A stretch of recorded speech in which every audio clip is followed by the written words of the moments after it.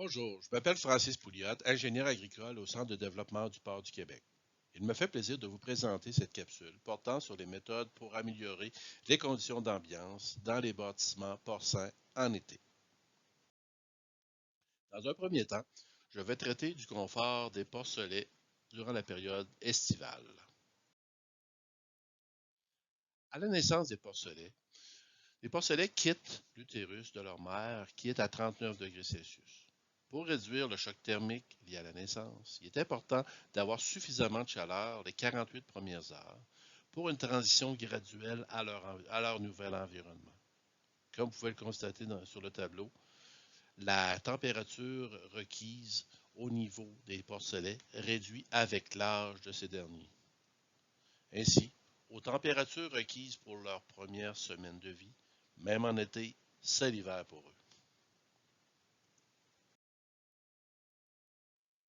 À leur naissance, les porcelets sont très maigres, dépourvus de poils, et ont donc peu d'isolant thermique, ce qui leur fait perdre beaucoup de chaleur.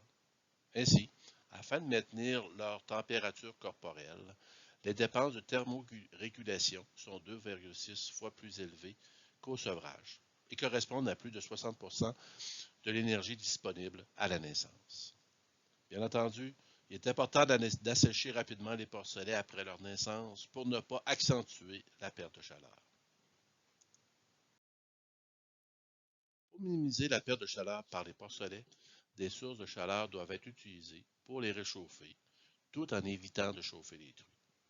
L'utilisation de lampes infrarouges ou en combinaison avec un tapis chauffant est à favoriser dans les 48 premières heures de vie. Il est important d'observer d'observer les porcelets et mesurer la température à leur niveau dans la niche afin d'ajuster l'intensité du chauffage aux besoins. Par temps chaud en été, il est recommandé d'éteindre les éléments chauffants pour ne pas exacerber l'inconfort thermique détruit. Afin d'adapter les conditions d'ambiance selon la réalité des porcelets à chacune des cages, il est recommandé d'utiliser un système de contrôle permettant d'ajuster de manière indépendante pour chaque cage l'intensité des lampes infrarouges et ou des tapis chauffants en fonction du poids des porcelets et de la température désirée. L'idée est de créer un microclimat répondant aux besoins des porcelets tout en favorisant l'ambiance de la truie. Maintenant, discutons du confort des truies en été.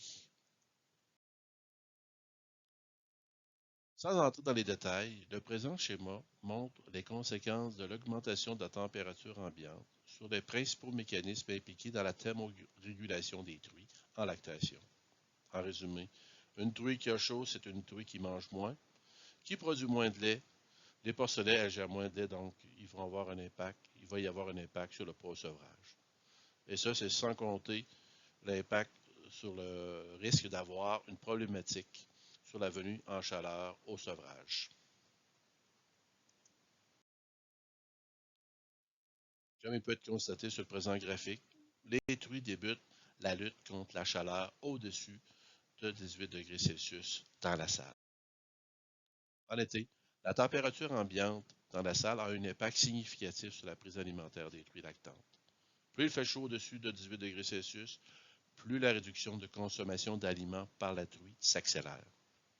Ainsi, entre 18 et 25 degrés Celsius, la truie diminue sa consommation d'aliments de 150 grammes par jour par degré Celsius pour s'accélérer à 385 grammes par jour par degré Celsius entre 25 et 27 degrés Celsius pour atteindre finalement 923 grammes par jour par degré Celsius entre 27 et 29 degrés Celsius. À titre d'exemple, une truie logée à 28 degrés Celsius consommera 923 grammes par jour de moins qu'à 27 degrés Celsius, ce qui est considérable. Au-dessous de 25 degrés Celsius dans la salle, la production laitière de la truie n'est pas affectée, mais elle va mobiliser ses réserves corporelles afin de compenser sa chute d'appétit et maintenir sa production laitière. Toutefois, au-delà de 25 degrés Celsius, la truie va réduire davantage sa consommation d'aliments ainsi que sa production laitière, ce qui aura pour effet de réduire le gain de poids des porcelets. Par temps chaud, le flux sanguin est redistribué au niveau de l'ensemble de la truie pour évacuer sa chaleur, et ce au détriment de l'apport de sang au niveau de la mamelle.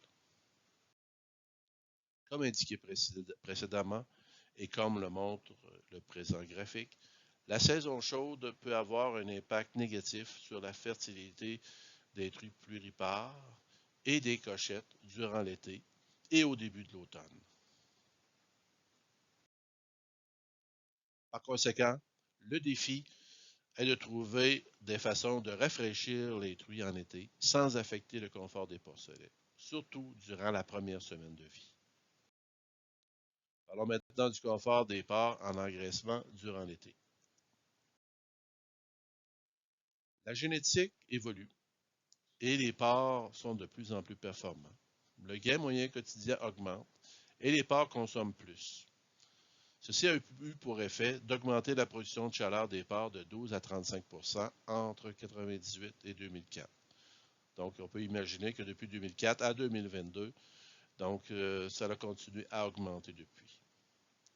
Une autre étude nous démontre que l'évolution génétique a réduit la température critique supérieure, c'est-à-dire de 7 degrés Celsius.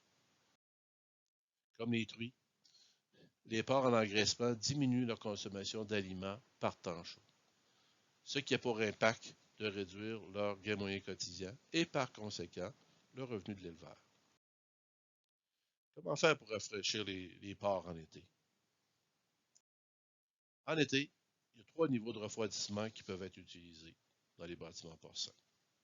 En premier lieu, entre 18 et 23 degrés Celsius dans la salle, les changements d'air générés par la ventilation sont suffisants pour maintenir une condition d'ambiance adéquate. Au-delà de 23 degrés Celsius, l'augmentation de la vitesse d'air au niveau des porcs est à préconiser afin de refroidir efficacement les animaux. En fait, plus la température dans la salle se rapproche de la température de la peau des porcs, qui est d'environ 32 degrés Celsius, moins efficace sera le transfert de chaleur entre l'animal et son environnement. Bref, moins le porc sera refroidi. Ainsi, dépassé 28 degrés Celsius, l'utilisation de l'eau pour mouiller les porcs ou refroidir l'air sont les seules solutions pour refroidir efficacement les porcs à ce niveau de température ambiante.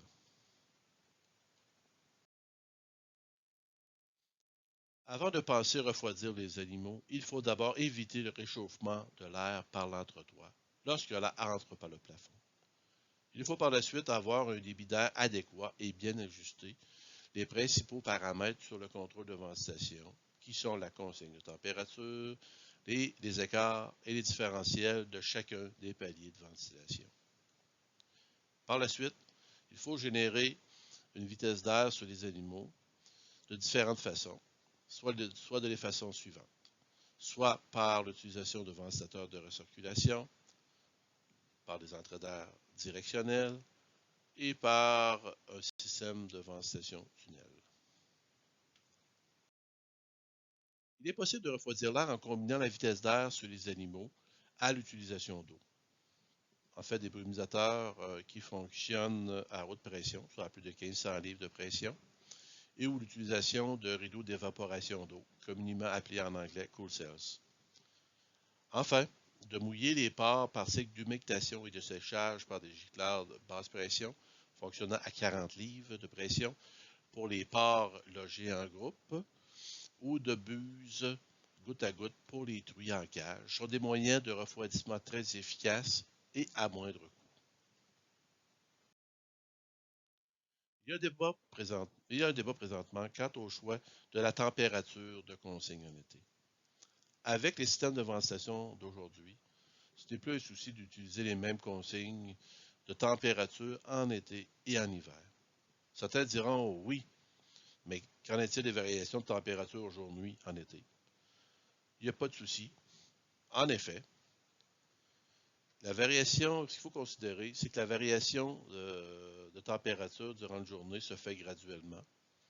En plus, la température intérieure est en général supérieure à la température de consigne durant la saison chaude. Le système de ventilation réagit très rapidement au changement de température extérieure et à l'intérieur, bien entendu. Il est toutefois important de bien ajuster les écarts et les différentiels de ventilation en fonction de la puissance de chacun des paliers de ventilation. Ce qui laisse en fait la possibilité autrui de consommer durant la nuit, profiter de la fraîcheur de la nuit pour récupérer du stress thermique de la journée. Puis également, on peut leur laisser l'opportunité de pouvoir consommer de l'aliment. Il ne faut pas oublier que les niches offrent également le confort souhaité au niveau des porcelets en salle de mise-bas. Un autre débat, celui du débit de ventilation à préconiser durant la saison chaude dans les salles d'élevage. Comme il peut être constaté dans le tableau ci-bas, donc les taux de ventilation préconisés dans les élevages en France sont environ 2,5 fois inférieurs que ceux utilisés au Québec, pour un climat légèrement plus froid en Bretagne, mais somme toute similaire. Ce constat amène à réfléchir le taux de ventilation versus le coût d'investissement en ventilateur par rapport à la combinaison possible d'autres moyens de refroidissement qui pourraient être plus efficaces, permettant de générer un courant d'air sur les animaux et ou de mouiller les animaux ou refroidir l'air euh, pour rafraîchir les animaux. En résumé, avec les taux de ventilation préconisés au Québec, la différence de température dans la salle est d'environ 2 degrés Celsius, plus élevée que l'extérieur, alors qu'avec les taux préconisés en France, cet écart est ramené à 4 degrés Celsius, soit 2 degrés Celsius de plus par rapport au Québec, mais par contre avec la moitié moins de débit de ventilation. Ainsi, les prochaines diapositives démontreront qu'il y a des méthodes plus efficaces et à moindre coût pour refroidir les animaux que d'uniquement augmenter le débit d'air. À prime abord, si l'air entre par le plafond et passe par l'entretoit, l'utilisation d'un isolant de sous-toit installé sous la tôle de la toiture permet d'éviter un réchauffement de l'air de plus de 5 degrés Celsius, ce qui a un impact important sur la température de l'air entrant dans le bâtiment. L'ajout d'un isolant de sous-toit est donc plus efficient que d'augmenter le débit de ventilation dans ce cas.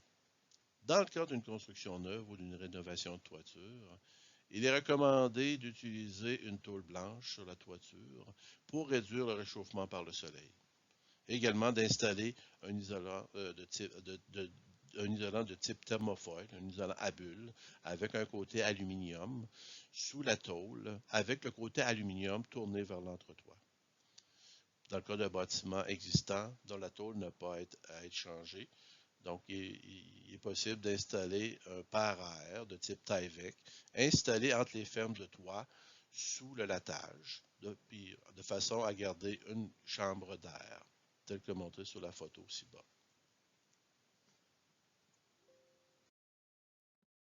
Au niveau de la vitesse d'air sur les animaux, il a été démontré qu'avec une vitesse d'air de 200 pieds minutes entre 24 et 28 degrés Celsius dans la salle, ça a pour effet de réduire la température ressentie de 5 à 6 degrés Celsius, ce qui est vraiment majeur.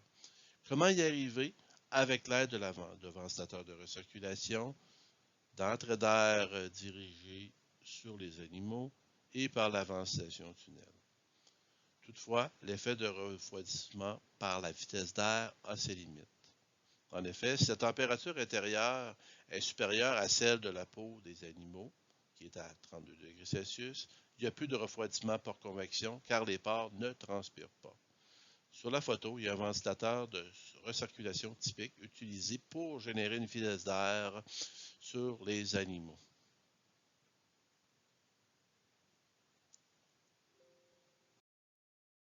Le présent schéma illustre des entrées d'air modulaires plafonniers qui, lorsque pleinement ouvertes vers le sol, vont générer une vitesse d'air significative au niveau des animaux si conçus adéquatement. Donc, c'est ce qu'on appelle des entrées d'air directionnelles. Pour créer une vitesse d'air suffisante au niveau des animaux avec des entrées d'air plafonniers directionnelles, une vitesse d'air de plus de 650 pieds minutes à l'entrée d'air est requise. Aucun ventilateur de recirculation n'est alors requis. Ce type de concept d'entrée d'air est très efficace, si bien conçu et peu coûteux.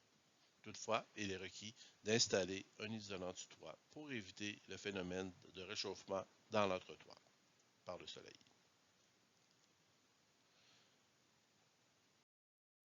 Voici un exemple d'entrée d'air modulaire plafonnier directionnel en gestation en groupe, dont l'objectif est de créer un courant d'air au plancher et non au plafond. En effet, en été, le courant d'air est souhaité au plancher de façon à venir rafraîchir les animaux.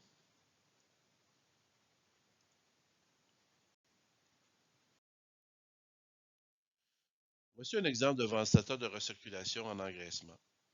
Les divisions d'enclos engendrent toutefois des obstacles au passage du courant d'air. Il est recommandé d'espacer les recirculateurs de 30 pouces on-off aux 50 pieds par rangée de parc. Il faut bien ajuster l'angle des recirculateurs de façon à générer un courant d'air sur le plus de parcs possible.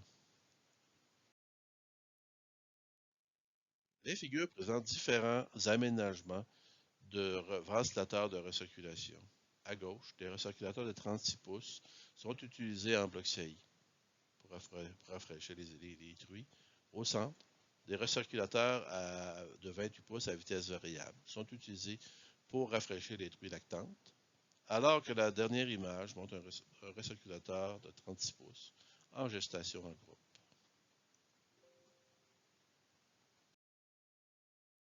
Parlons maintenant de solutions de refroidissement de l'air combinées à la vitesse d'air sur les animaux. Il y a principalement deux façons de refroidir l'air dans les bâtiments porcins.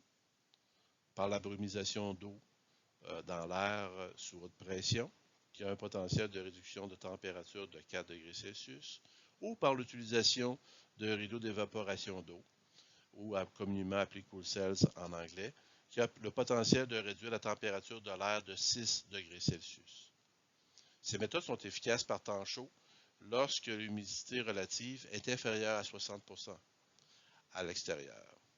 Ainsi, plus l'air est sec à l'extérieur, plus élevé sera l'abaissement de température, car le potentiel d'évaporation d'eau est grand. Il s'agit toutefois de systèmes plus coûteux, qui nécessitent de l'entretien et qui sont peu efficaces à plus de 70% d'humidité relative. Une des solutions les plus intéressantes, mouiller les pores.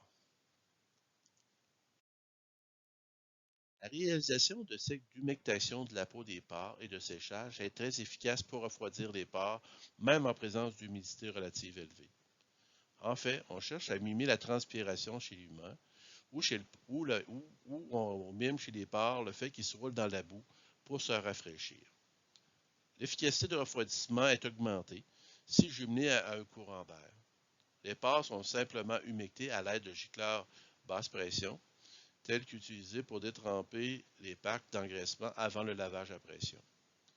Il faut toutefois s'assurer de bien ajuster le niveau d'aspersion d'eau pour ne pas gaspiller trop d'eau et aussi pour ne pas trop mouiller le plancher. Il faut également bien positionner les gicleurs pour ne pas envoyer de l'eau dans les réserves des trémies.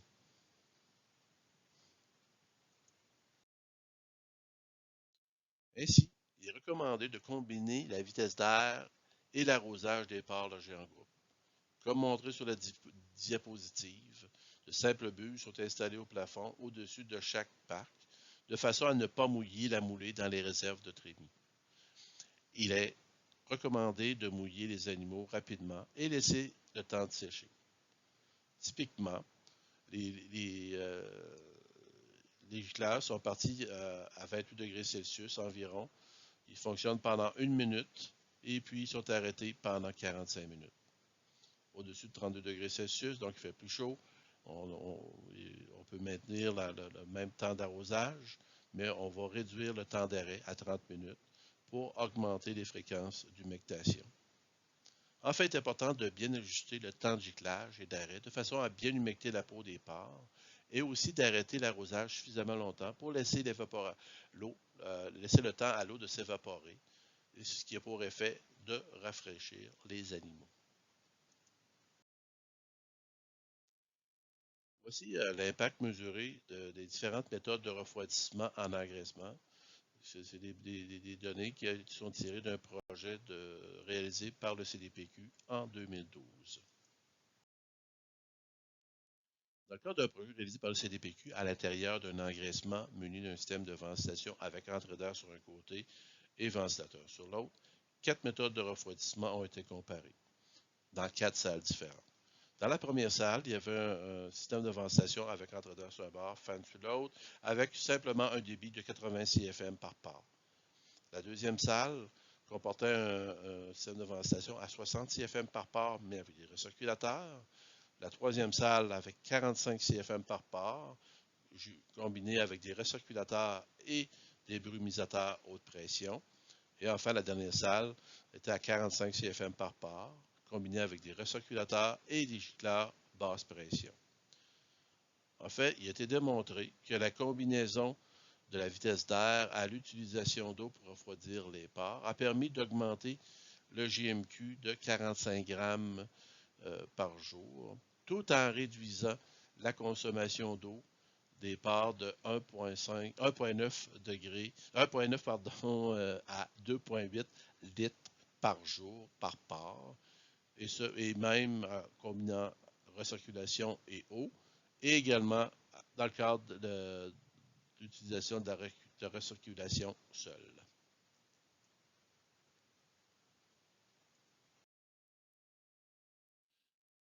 Pour les truies en cage, les buses goutte à goutte installées au-dessus de la nuque des truies sont à préconiser. Typiquement, il faut laisser dégoûter les buses 1 minute et arrêter pendant 15 minutes pour laisser le temps de sécher. Lorsque la température augmente à 32 degrés Celsius, le temps d'arrêt est réduit à 10 minutes pour ainsi fonctionner plus souvent.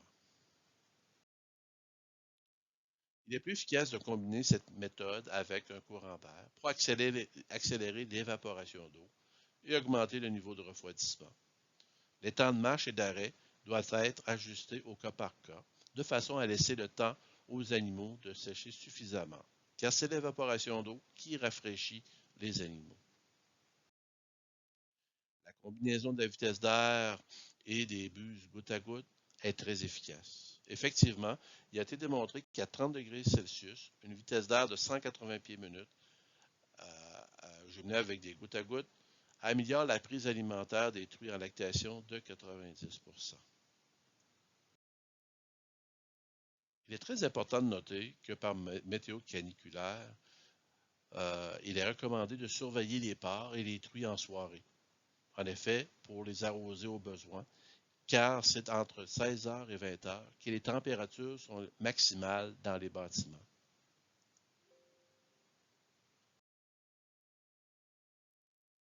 Maintenant, intéressons-nous à la saison ou saison automnale et printanière. En automne et au printemps, le défi est de gérer les fluctuations importantes de température extérieure jour-nuit, ce qui peut se faire en ajustant adéquatement les écarts et les différentiels de ventilation et de chauffage, en calibrant adéquatement l'ouverture des entrées d'air en fonction des paliers de ventilation.